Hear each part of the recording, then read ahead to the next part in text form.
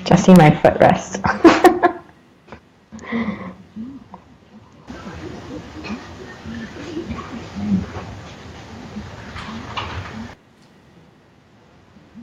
Hello, everybody, and welcome to another edition of the American Society of Landscape Architects Emerging Professionals Committee Ask Me Anything events. I love saying that big long title every time. We are very excited to have you with us today for another edition of this event. And we have with us another very exciting guest that I'm looking forward to talking to, someone I've known for quite a while and is very inspiring, and I trust that you will be inspired today as well. So make sure you make use of the comment section to ask questions throughout the event, and we will get to as many of your questions as we possibly can while we're going today. So make sure you do that. So without further ado, let me go ahead and introduce our guest, and we'll let her kind of tell you a little bit about herself and her background right off the bat before we get into questions. So ladies and gentlemen, allow me to introduce Joy Kuebler, ASLA, landscape architect with Joy Kuebler Landscape Architect. Joy, welcome. Thanks for joining us, and feel free to talk about yourself a little bit. Great, thank you, Daniel. I'm really excited to be here. I've been following on social media for quite a while, so it's really excited to be sort of pushing into a new space in social media, so it's very exciting. I'm here in Buffalo, New York, which despite some other areas of the country that are facing a lot of environmental challenges, Buffalo is sunny and 75 degrees today. People seem to ask me that as the weather heads into fall. They ask if it's snowing already in like September, October. So no, 75 degrees, sunny, beautiful day. The weather is great. The lakes are great. Our rivers are great.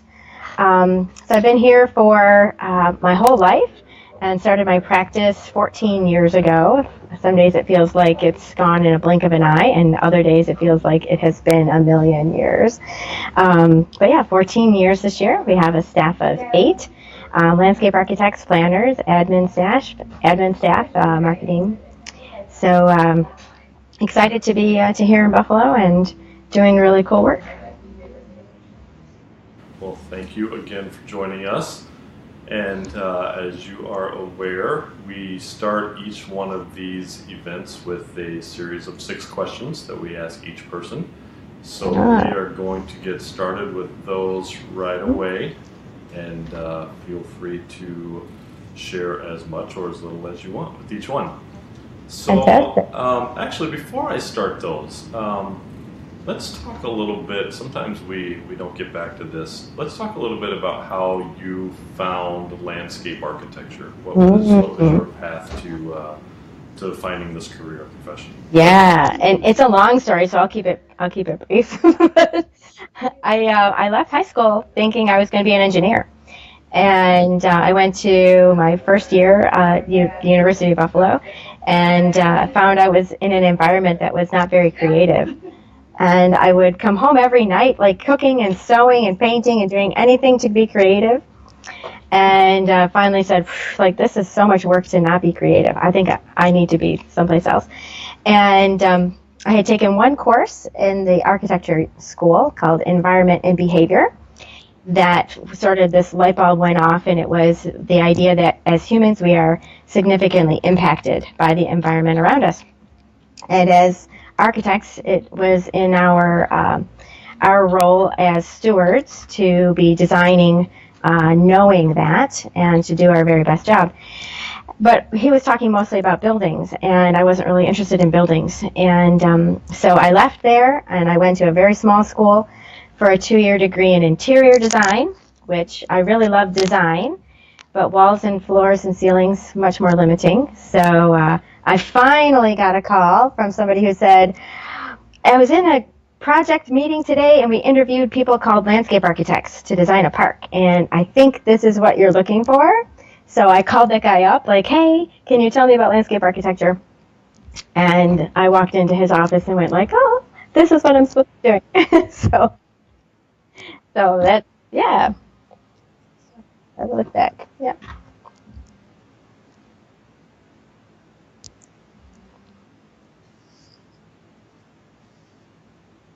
Mhm. Mhm.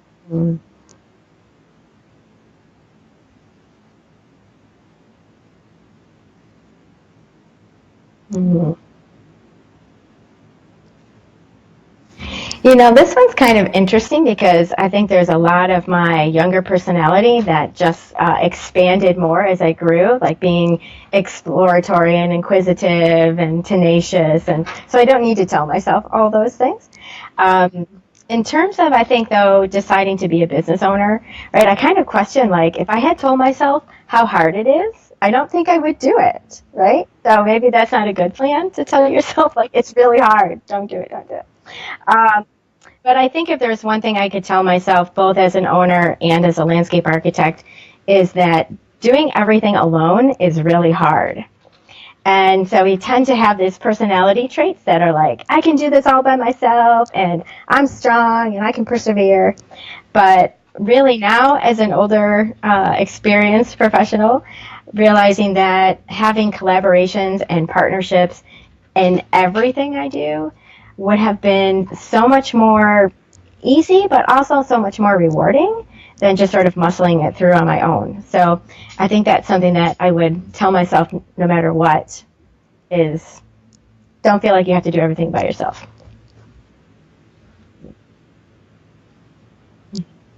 Yeah, right. And sometimes where you don't even think you need it, right? Just because it's cool, right? Excellent. Yeah. That is great advice. I think kind of goes against the if you want it done right, do it yourself mentality we get into sometimes. Mm-hmm. That things can get better when more people are participating. Good. Right. Yeah. All right. So actually, let's talking about working with others. Mm-hmm. Who or what possibly has had the biggest impact on your career? Right. Right. Well, and I'm going to say a what, right? Um, right. For me, it has been always been told no. Like the biggest motivator is when someone says no. So, right, you kind of come at it like, well, no, maybe I'm not explaining myself, or maybe I can try it a different way. Maybe there's some way I can move through the no. Whether it's a question around a project, or sometimes it's like, no, you can't accomplish something in your life, right? And I'm like, oh, really? Well, then watch me, right? So I think accepting no doesn't get you anywhere.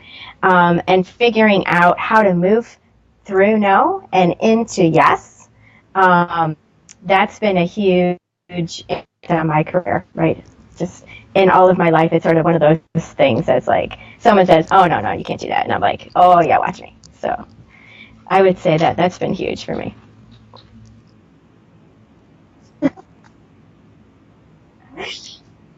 Well, start a company. No, you can't do that. Yeah, I think I can. Right? Or watch me.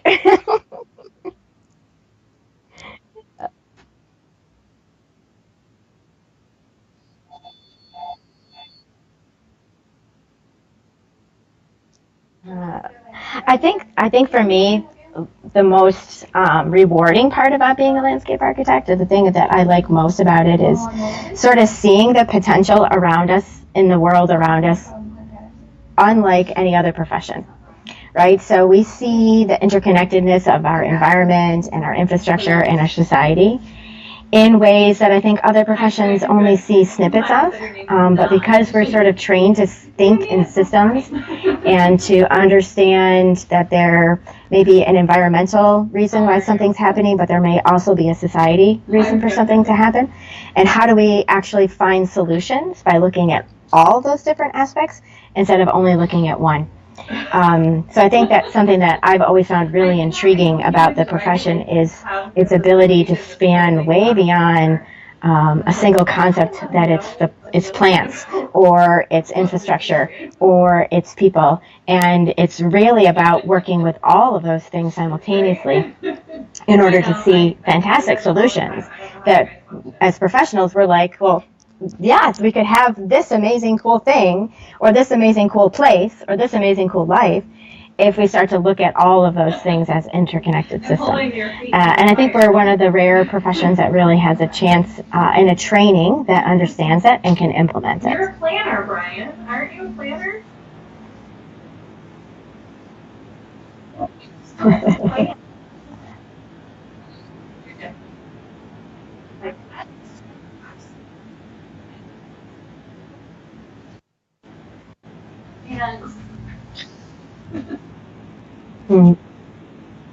Right. Well, I think first and foremost, right, like, I think we don't leave design school thinking that we're going to spend so much of our life writing, but we actually spend a significant part of our life writing. And how to defend your position, right? So again, it's getting back to not taking no for an answer, right? And understanding those interconnectednesses. It's what position are we taking? What knowledge am I bringing behind that to make my position? And then how far am I willing to defend that position? Now, it's not to say that there isn't communication and that there isn't compromise and there isn't adjustment in all of those things, but understanding the confidence in what you're presenting and believing what you're talking about, believing what you're doing, and being willing to present an argument and to stand by that argument. But I think, and additionally, it's sort of this desire to kind of be ahead of the curve, right? There's so much knowledge coming at us all of the time, and I think where landscape architects can really flourish is when we're on that front edge of where's the next piece of information coming, what's the next piece of data that can support a suggested design or a suggested solution. Always being in that learning space where the world is wondrous, and when the more we're exploring those systems, the more we're able to then impact the world around us. Right. So write well, argue well, always be learning, and front edge of that curve all the time. So when you're hiring for your firm and looking at resumes, what do you like to see on a resume or a portfolio that will convey that the person has what you're looking for? Right. For me, it's sort of, tell me the story of who you are, right? Landscapes are stories, our environment is story. As designers, we're storytellers. So let me know your story. Tell me who you are, right? That's a big one. And for me, I'm okay with playing with the portfolio, playing with the resume. I want to see what you bring creatively. If you're showing up with a resume that looks like 1992 typing class, all right, give me your guts. Tell me what you got, right? And for me, that's totally okay with breaking the resume rules, right? We're designers, right? What other profession in the world could you totally break the resume rules and be totally okay? Yeah, we have a lot of young people come through our office. We have a rather unique summer shadowing experience where we have students with us only one day a week, but they do everything that I do. So if I'm writing a contract, we're writing a contract. If we're visiting an office, that's what we're doing. If we're out on the site, that's what we're doing. And I tell them all, I cannot teach you confidence, and I can't teach you tenacity, but I can teach you landscape architecture. So if you're coming, right, you got to show up with some guts, right, and want to be here and want to jump in. That is so much more important than technical skills, right? Because I need people who can step into an environment and feel confident just stepping in and getting stuff done and collaborating with people and putting themselves out on the front edge. No one sits around and just draws here. Everybody does everything. So I can't teach you confidence. So you've got to come in with that. Talking about portfolios and sitting around drawing, we always ask this question, the big debate, what's more important for a landscape architect, hand drawing or computer graphics? All right, and I think you could answer that question from a couple of perspectives, right? I think as a person, as a designer, this sort of mind to body connection, right, of understanding that to know how to draw, to know how to design. This is something that you have to exercise. You have to train this to happen. It doesn't just magically appear in life. So I'm one of the proponents of walking before you can run, and drawing by hand before you draw on a computer as a really important way to kind of train your neural pathways. And then there's the conversation around, what is more convincing for a client, a hand drawing or a computer rendering. And I think, again, the answer can be both, right? If it's fast and on the fly and you are drawing like, that's really impressive, right? That sounds great. You need anything? And then there is the splashy rendering that's like almost becomes a painting in and of itself. But we've actually seen so much leverage in crazy stuff in tactical urbanism, right? Where for years I would say, like, if I could just have my clients see what I see. How do I get my clients to see what I see, right? And so the idea was, well, what if we just built it for them in this like cheap mock-up, and then let them live inside it, and then they can see what I see, and then we go on with the project, right? So it's even kind of taken it beyond drawings, right? So hand drawing, computer renderings to let's go out on the sidewalk and build it with pallets and chalk and borrowed plant material and turf, right? It's crazy stuff, right? But it's sort of allowing you to live inside the drawing as opposed to just seeing a picture of it. But I think all are important skills, and that we shouldn't lose or skip over any of them. Where I am now in my business, like, I write spreadsheets a whole lot more than I do drawings. So when I can like get covered in graphite and pull out the colored pencils, that's like a happy day for me. And I do spreadsheets on hand with colored pencils so that sitting at a spreadsheet to transfer it in doesn't seem nearly as onerous.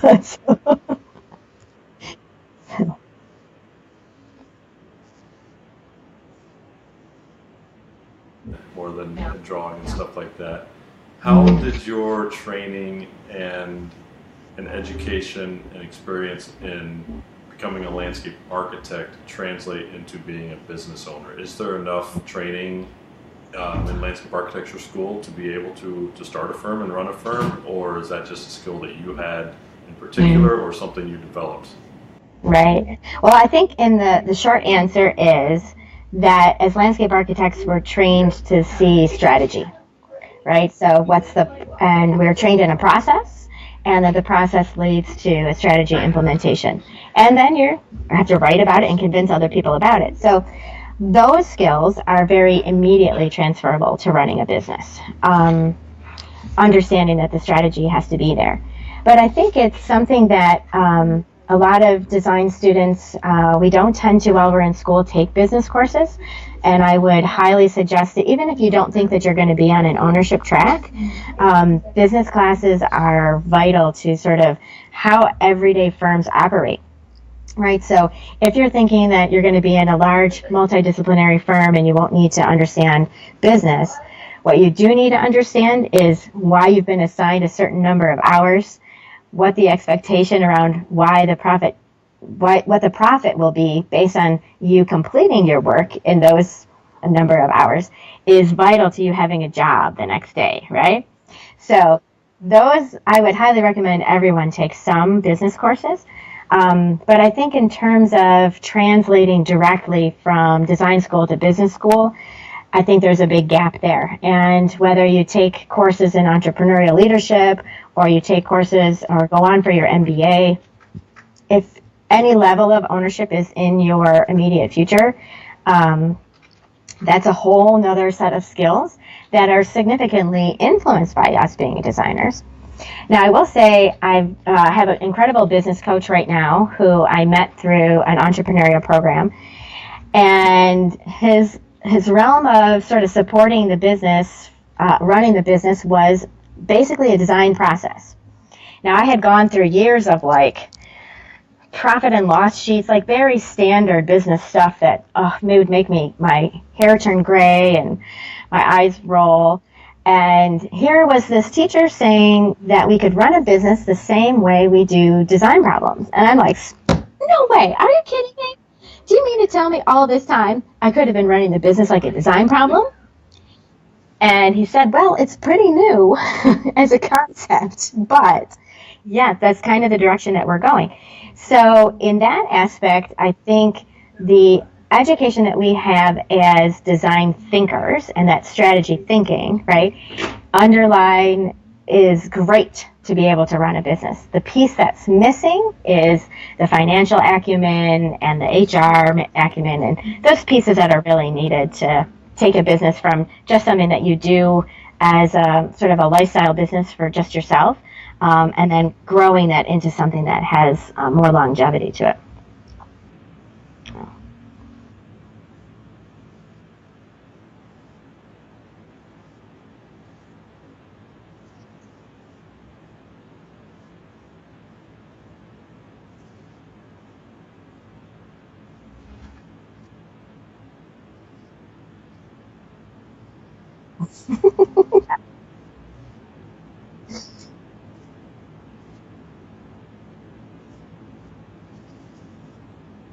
Wow, right? There's too many, right?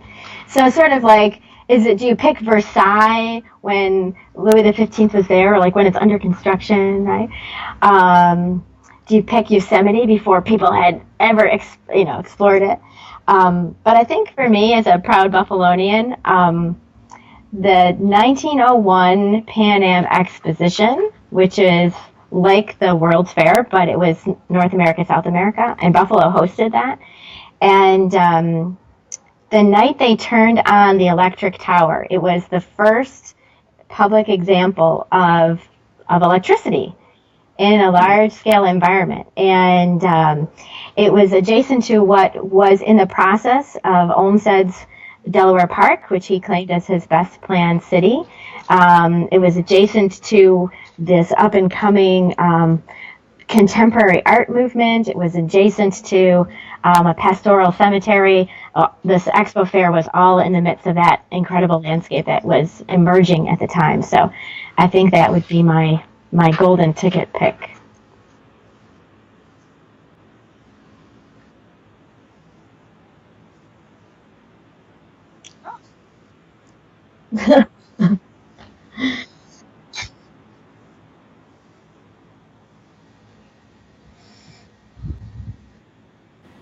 All right, can everybody hear me now? I think so. It looks like it's ringing through. So hopefully we're good. Let's go to our first audience question. We have a question from Leo Lopez. Leo says, howdy, I am majoring in landscape architecture at Texas A&M. Thus the howdy. Do you prefer residential or commercial projects? Do you prefer small scale or big scale projects, and why? Okay. Well, for me, I prefer commercial or institutional over residential. And I think for me, it's like when a residential client is like, I don't like that shade of pink, wasn't quite the shade of pink that I thought it was going to be. Could we have something else? Like, I personally don't have that kind of patience. So my favorite projects are community parks or college campuses. And I think for me, the medium scale, we have projects that we know are going to take 5 to 10 years, and those are big scale projects. But the medium scales that take anywhere from 18 months to 24 months from design through construction, you get to really see a place come together, move through design process, get installed, and then really have a chance for community's feedback before your head is already on to the next project. So medium scale, municipal, institutional.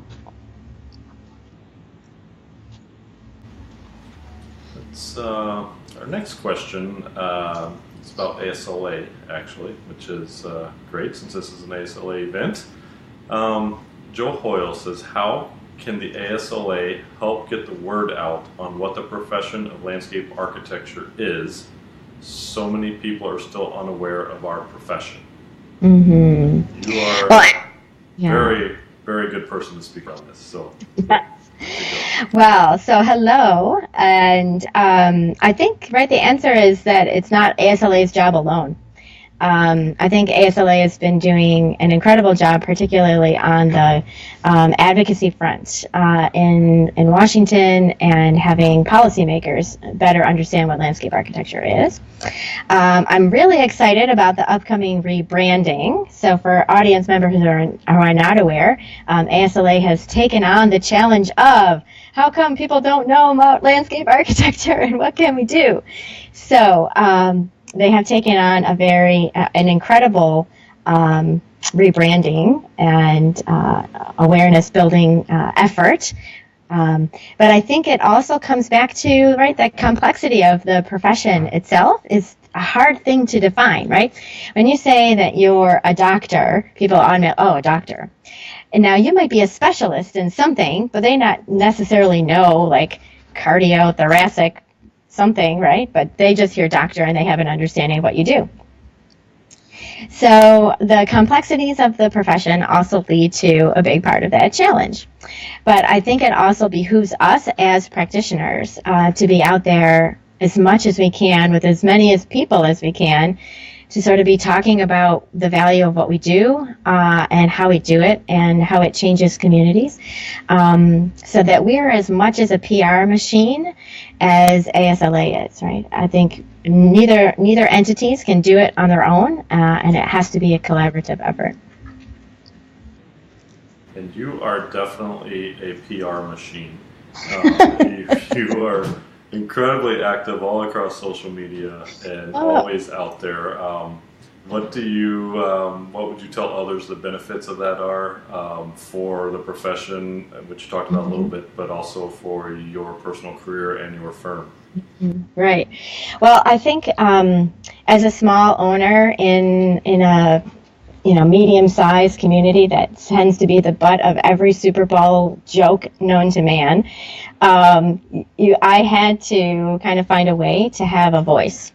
And social media allowed me to have a voice that was significantly further than my local community. My personality is very share-oriented, so I didn't have any qualms about sharing significantly on social media. For me, it's been enormously advantageous in terms of how we let people know what we do and how we do it, about the profession, and for me to have so many incredible collaborations with people all around the world that I might not otherwise know, right? Like, I have Twitter friends that I really know through Twitter, and when we meet in real life, it's like a big celebration, right? Like, Twitter people in real life, yay! Right, so now I'm doing an upcoming presentation at the Los Angeles conference, and I'm partnered up with some practitioner owners from some larger firms. So we've got owners from big firms, medium but well-known firm, and then my firm is the small firm, right? And it was really interesting hearing the other participants in the panel about, like, well, so do you communicate through Twitter? Do you communicate through Facebook, Instagram, LinkedIn? And they're all like, "Oh no, I don't do any of that stuff. I don't know how to do that, and I don't have time for that." And it was such a huge difference between, like, my perspective, which is like, I have to do that. Like, I don't have the value of your name recognition, so I have to be out there kind of drumming up the name of the company all of the time because I don't have a marketing department to depend on, right? So it allows us to have a big presence in the world through a relatively inexpensive, and really, when you think about it, a relatively easy operations, right? Like, they say they don't have time, and I'm like, well, it takes me 12 seconds to tweet, so it's just sort of how you think about time, right? All right. Based on a few things you just said throughout those couple questions, I have a couple follow-ups. Okay. One, you were talking about, a doctor. Okay, I know you're a doctor, but I might not know the specialty, etc. I sat through an event one time where they had an interesting thing where if you could change the name of landscape architecture, what would you change it to? That might make it more understandable. Do you think it should be called something different? What would you call it? Yeah, right. It's a tough one because you want to hold on to landscape architect with like a fist, like, I will not let it go. But we actually, and I have to admit that when I am out at a mixer or a networking event, I gave up this past year, I gave up introducing myself as a landscape architect. And instead, I introduced myself as an architect. And then when they say, oh, what kind? I say, I'm a landscape architect. And it is amazing that the conversation starts completely differently. When I'm a landscape architect, the first thing they want to ask me about is their backyard, right? Or they think that I plow snow in the winter. If I introduce myself as an architect first, then the conversation is completely, I'm a design professional and I'm highly educated. So now in thinking of what I might rename the profession, I've been kind of talking around here a little bit about, like site architect, that kind of leaves the connotation of plant material off. So if you're a civil engineer, if you're a site architect or a building architect, that language starts to change a little bit. And it's amazing going to something as ubiquitous as site. Like, really? That's not a really complicated word. But I think it takes the connotation of plant materials out of the equation, but doesn't preclude them from happening. Yeah. Answer.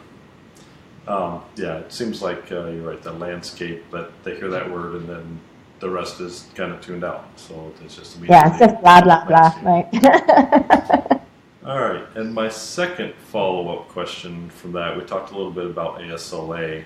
Tell us a little bit about, on a personal level, what your ASLA membership means to you, why it's important for you to be a member of ASLA. I'll say I was a student chapter co-president, and I've maintained my membership for a really, really, really long time. So I'm like the ASLA lifer. And for me, it has been a variety of things at a variety of times, right? When I was young and just out of school, it was an opportunity to meet fellow landscape architects. Buffalo is a small community, so the more people you have connections to, the better. As I got a little bit older, it was a space for me to kind of grow into stretching my leadership legs, taking on, a member at large position or a secretary position, or doing the conference bulletin, because the people here were doing it very 1980s, type on a computer and print out. And so right, taking on things that I knew I had a space to contribute. And then moving significantly more into how, learning from so many more practitioners around the country and how things get done, and how do you create a project and how do you follow through on a project. And to now where I'm much more on that government affairs and advocacy track, and really seeing, particularly when a question or something came up 2 weeks ago or a week ago around Harvey and around Irma, and that hearing in my local newspapers, they didn't maybe say the word landscape architecture, but they were speaking the pieces behind, right? Which shows me they have some knowledge that this design profession exists, and there needs to be greater conversation around how that gets incorporated. And I'm like, yes, my ASLA membership working for me today. So I think it's a great, in that it's not any one solution or one fit for you through all of your profession, but that you find the advantages or the ways that it gives back to you at different times in your career when you need them to be what they are, right? Yeah.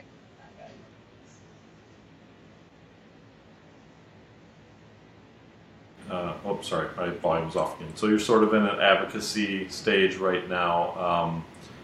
Just this past weekend was the ASLA Advocacy Summit in Wisconsin. A lot of talk about licensure and threats to licensure around the country. Why is it important for landscape architects to have licensure, and why should everyone pursue a licensure path? Right. Well, and I think Harvey and Irma are really, really great examples of why we need to have licensure. And I don't. The New York Times just this past week had a very interesting, just a little piece, but it happened to take place in New York State around a person who was practicing architecture up in Saratoga Springs, who was found to be not licensed in their practice and are now facing $10,000 in fines from one state and upwards of 10,000 in each municipality that they were practicing in without a license, and upwards of 7 years in prison. So it's incredible that the profession of architecture never has to justify why they are licensed. Yet a profession like landscape architecture seems to be continuously facing licensure issues. And I think it kind of I hate to say it, but it stems back to that word landscape, and then they don't hear anything after that. If we looked at something as intensive as Harvey, and if we want to continue to grow the profession in a way that says we have the knowledge to be dealing with climate control, climate mitigation, development, social justice, and stormwater management all at the same time, it's really inconceivable to do that work without a license, right? But our leadership hasn't yet translated that the value of architecture being licensed translates to landscape architecture being licensed in the same ways, with the same amount of importance, right? So I think it behooves us, right? We have to keep fighting that fight on why translating what we do as landscape architects is so health, safety, welfare oriented, and that the plants being pretty are a nice bonus, but that's not really why we're asking to be licensed, right? It's really around the health, safety, and welfare, and unfortunately or fortunately to have catastrophic events that allow maybe a greater opportunity for leadership to see the relevancy of what we do. Excellent. We've gotten a few comments on the calling yourself a landscape architect thing. Joe says that we should have a Super Bowl commercial to help get the word out. I like that. Even though it's expensive. And he says he calls himself a land architect. Okay. Dana says architect, landscape architect, site architect, something to think about. I wonder what the architects will think of that. Well, they already don't call us an architect as it is, right? Oh, on proposals, I have to call and say, I work hard for that architect after my name, please. Can you please include it in the proposal? Yeah. And William says that he's proud to be a landscape architect. So I am too. Very proud. Yes. It's all around a public awareness campaign. So let's move to our next audience question. And again, audience, if you are viewing, feel free to type your question in the comment section, and we're getting to as many as we possibly can here. Next question comes from April. And she says, how much do you work with residents and community members in the actual design process? Wow, that couldn't be better placed, Daniel. Awesome. So April,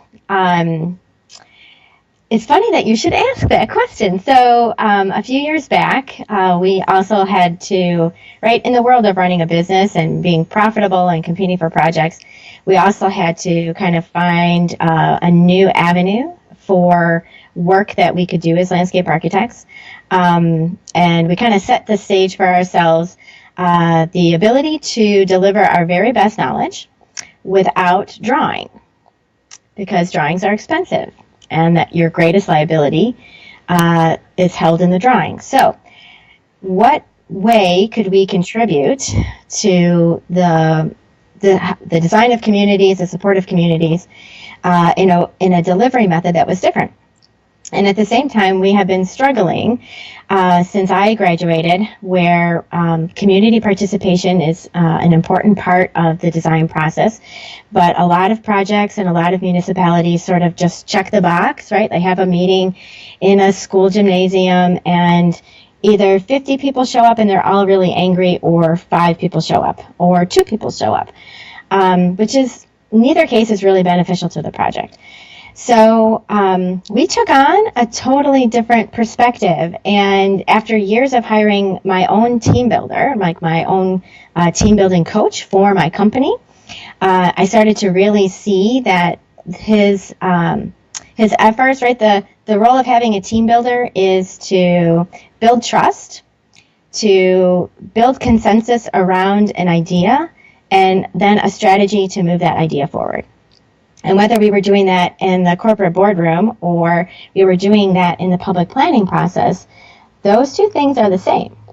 So could we take the methodology of organizational development and team builders, which is significantly more playful, a lot more fun, a lot more engaging, and actually have the public participate with us to do site analysis as a big game? And so it takes a lot more upfront planning, a lot more advertisement, and a lot more awareness around getting people to come out and play with you.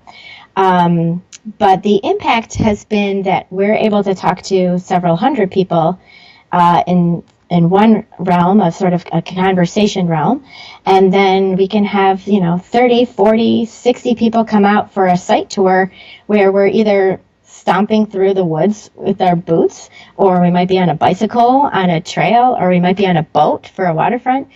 But we're seeing that landscape up front, up close, personal, and we're having a conversation with all of the players, all the stakeholders, from the department heads to the municipal leaders, to developers, to residents, to kids, to grandkids, to grandparents.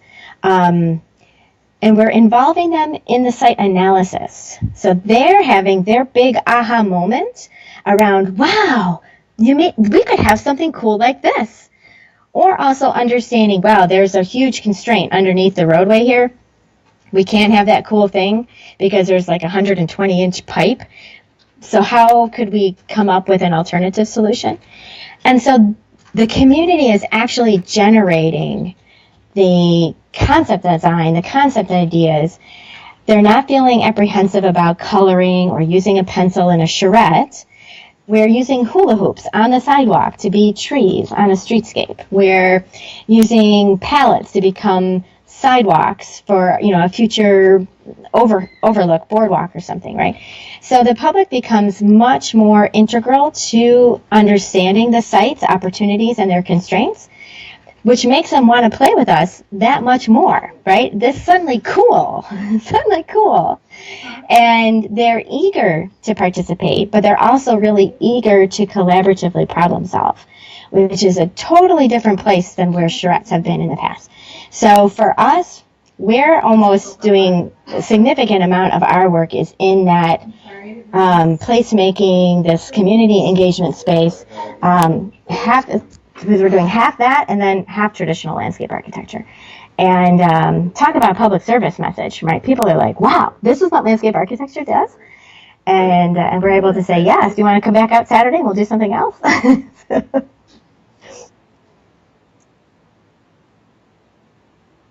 Yes, right? Yeah, right, right. Mhm. Yeah.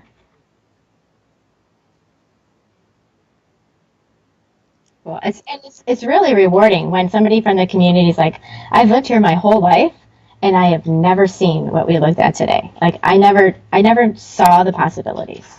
That's incredible. So we've been doing this work for probably 2 years steady, kind of growing it, and we've recently branded it. So look for some stuff coming soon. But yeah, we've been in the trenches with it for about 2 years now.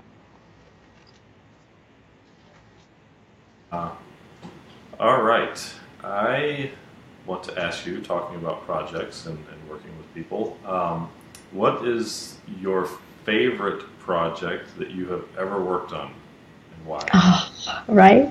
This is a hard one because we have projects that are cool for a variety of reasons, but I think if I had to say my favorite, we were approached by a nonprofit community center on the east side of Buffalo, which is a very disadvantaged neighborhood. And they had knocked down 2 buildings next door to their building, and they wanted a playground. And they had gotten a grant from the Dormitory Authority, and the United Way does a Day of Caring every year. And so they wanted to kind of build it as part of the Day of Caring. And for those in the Northeast who know the grocery store Wegmans is, they've been ranked like the #1 company in America, like for the last decade.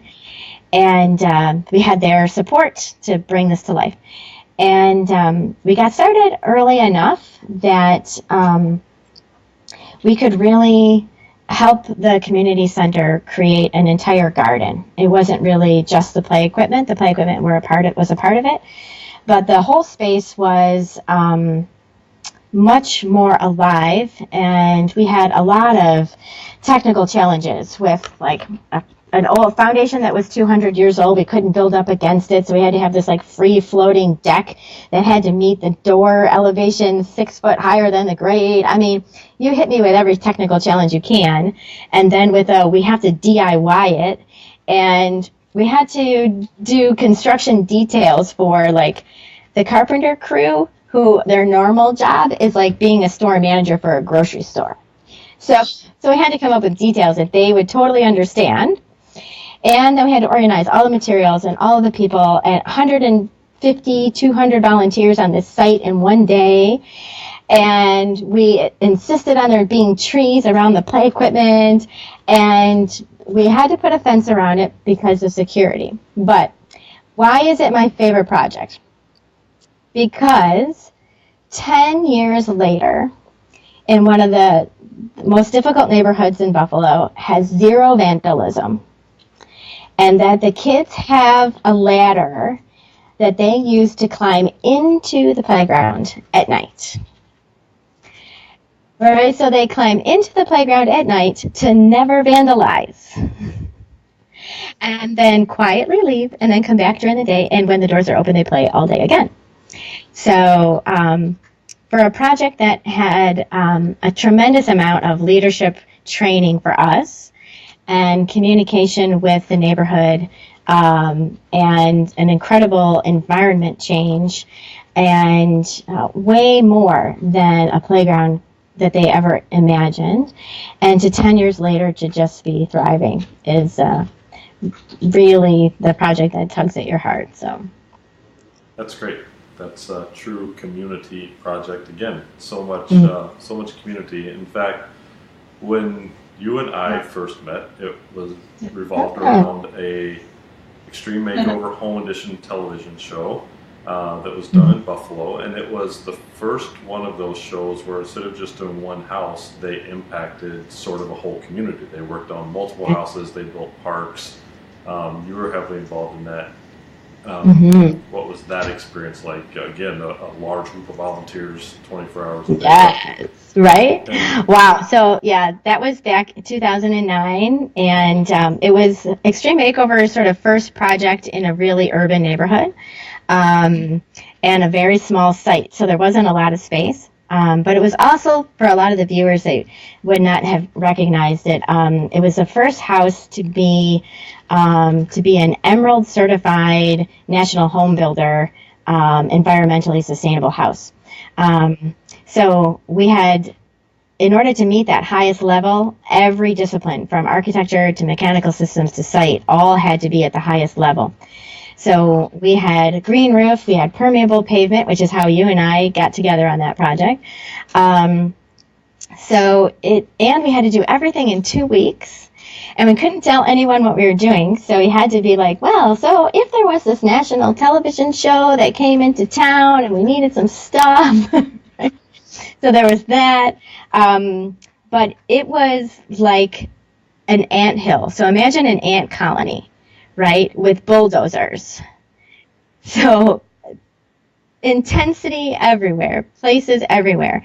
And you would think that it would be a very hot and, punchy kind of environment, right? There's a lot going on. There's a lot to get done. And I think one of the most amazing things from that experience was realizing that please and thank you was what got everything accomplished. That common courtesy, please and thank you, or else it would never happen. So complete chaos.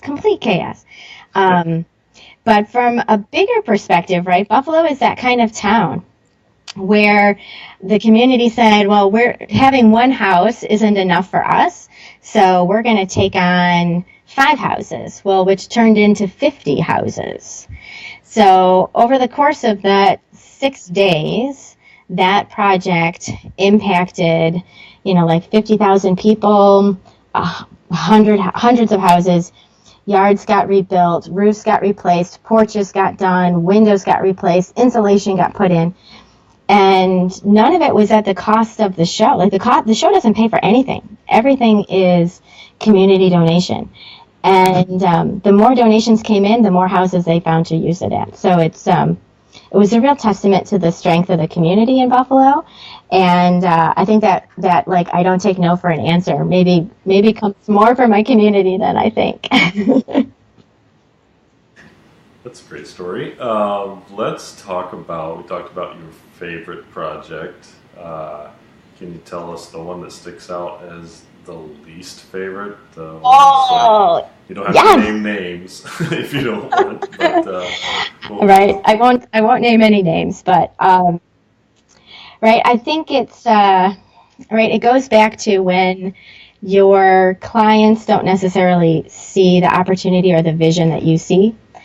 And we had a project to do what could have been a really incredible green infrastructure demonstration and showcase project right on the edge of the Buffalo River in the heart of Buffalo's sort of downtown redevelopment. And the money was free. It was $1 million grant. And we had clients who literally were not interested in, like somebody wrote the grant for them. These guys were mostly business owners, very innovative on the inside of their building, and could not get out of their own way for the outside of the building.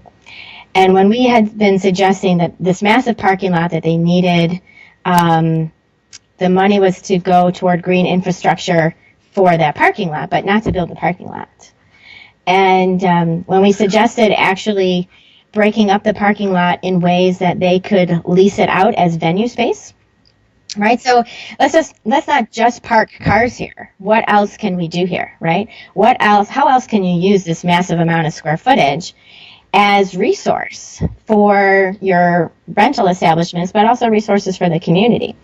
So we came up with a really interesting way to break up these spaces so that they could rent them off into 3 separate venues. And that green infrastructure was the thing that tied and linked them all together. But it also was the wayfinding, which was definitely difficult in this industrial area. So it was the key wayfinding. And the green infrastructure spine, if you will, could also be a rentable venue, right? Could it also house motorcycle parking and bicycle parking and small event space, right? And they literally just looked at me and said, like, go away. We just pave the parking lot. Like, just pave the parking lot. And I'm like, but you're not going to get any money if you pave the parking lot, right? So we finished the drawings. We did not stamp them. I don't think that they didn't build what we told them to draw, so I don't think that they're going to get the money to build the project at all.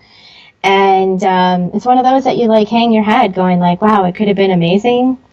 And we don't even tell people what we worked on it at all. Yeah. Sad. It's very sad. Wow. But I think it's a good lesson learned, right? In that your company's portfolio is really, it's measured on the vision that your clients have, not the vision that you have. And that's something to be really aware of.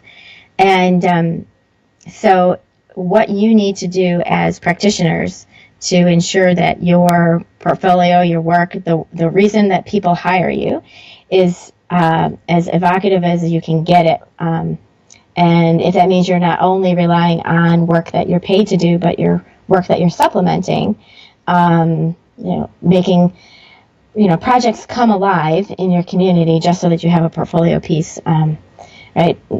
There's real rationale to do that because not every client's going to have the vision or willing to go there with you with your vision. So finding opportunities for your portfolio to be really truly representative of what you're capable of, and not only relying on the vision of or lack of vision of your clients. I think we have time for one last question before we go into our closing comments and such.